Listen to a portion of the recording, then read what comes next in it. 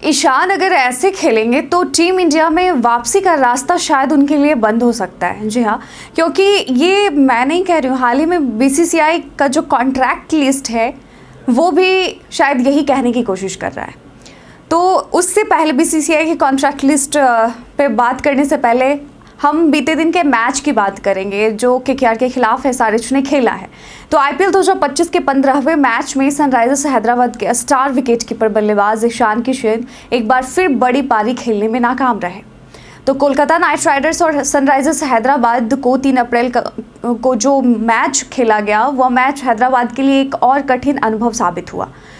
इस मैच में केकेआर ने पहले बल्लेबाजी करते हुए 201 रन का लक्ष्य सेट किया, जिसे हैदराबाद के बल्लेबाज हासिल नहीं कर पाए। हैदराबाद की टीम केवल 120 रन पर ढेर हो गई और एक बड़े अंतर से केकेआर ने यह मुकाबला जीत लिया और महज 16 ओवर 4 गेंद में हैदराबाद की पूरी टीम जो है वो पवेलियन लौट गई।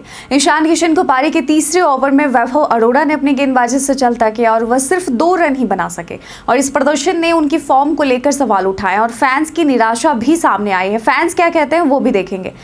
तो ईशान किशन ने आईपीएल 2025 के अपने पहले मैच में राजस्थान रॉयल्स के खिलाफ 106 रनों की शानदार पारी खेली और यह पारी उनकी आईपीएल करियर की पहली शतक थी और उन्होंने महज 45 गेंदों में यह उपलब्धि हासिल की और उनकी इस पारी से ऐसा लग रहा था कि वो आईपीएल 2025 में शानदार प्रदर्शन करेंगे और इसी इरादे से वो इस सीजन में उतरे हैं, खासकर जब उन्होंने मुंबई इंडियंस की टीम को छोड़कर सनराइजर्स हैदराबाद के साथ जुड़े हैं, क्योंकि मुंबई इंडियंस ने उन्हें रिलीज़ कर दिया और ना ही तो उन्हें मेगा ऑक्शन में खरीदने की कोशिश की मुंबई इंडियंस ने। तो ऐसे में लग रहा था कि सनराइजर्स हैदराबाद के लिए वो काफ़ी खतरनाक प्रदर्शन करेंगे।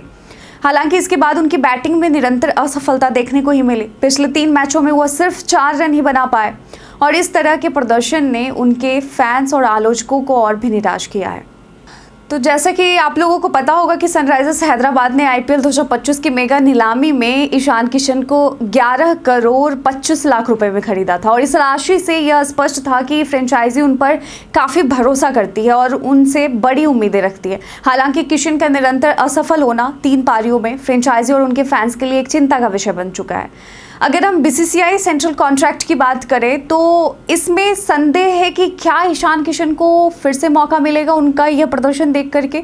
तो पहले ही बीसीसीआई का जो कॉन्ट्रैक्ट लिस्ट है अभी तक जारी नहीं हुआ है वैसे, लेकिन फिर भी मीडिया रिपोर्ट्स के मुताबिक विराट कोहली और रोहित शर्मा को A+ ग्रेड में बनाए रखा जाएगा उनके द्वारा भारतीय टीम को दिए गए योगदान की वजह से। इसके अलावा श्रेयस अय्यर को भी उनका कॉन्ट्रैक्ट वापस मिलने की संभावना है, क्योंकि जिस तरह से वो अभी आईपीएल 2025 में प्रदर्शन कर रहे हैं, ऐसे में बीसीसीआई के कॉन्ट्रैक्ट लिस्ट में श्रेयस अय्यर भी शामिल हो सकते हैं। लेकिन सवाल खड़ा होता है ईशान किशन को लेकर के, क्योंकि ईशान किशन का जो पहला मैच था एसआरएच का, जिस तरह से उन्होंने परफॉर्म किया था, लेकिन बाद में इन 3 पारियों में, पिछले 3 पारियों में ईशान किशन का बल्ला बिल्कुल खामोश रहा। कभी वो 0 रन पे आउट हो रहे हैं, कभी वो दहाई का भी आंकड़ा पार नहीं कर पा रहे हैं। तो ऐसे में यह सवाल उठ रहा है कि क्या बीसीसीआई उन्हें कॉन्ट्रैक्ट लिस्ट में शामिल करेगी। तो लेकिन अब उनका परफॉर्मेंस देख करके यह जो सवाल है कह सकते हैं कि थोड़ा जटिल हो सकता है ईशान किशन को फिर से भारतीय टीम में वापसी करने में। तो पिछले वर्ष ईशान किशन को डोमेस्टिक क्रिकेट ना खेलने के कारण बीसीसीआई ने सेंट्रल कॉन्ट्रैक्ट लिस्ट से बाहर किया था।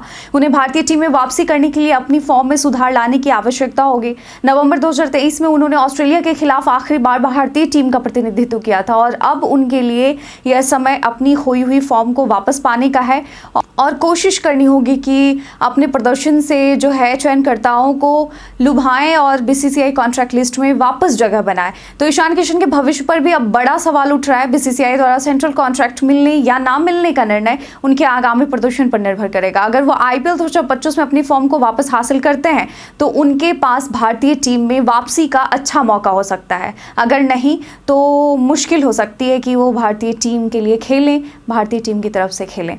तो अब हमारा एक छोटा सा सवाल है आपके लिए जाते जाते कि क्या आपको लगता है कि ईशान किशन को बीसीसीआई का सेंट्रल कॉन्ट्रैक्ट मिलेगा उनके प्रदर्शन को देखते हुए, या फिर उन्हें अपने बैटिंग प्रदर्शन पे और भी ज़्यादा काम करना पड़ेगा।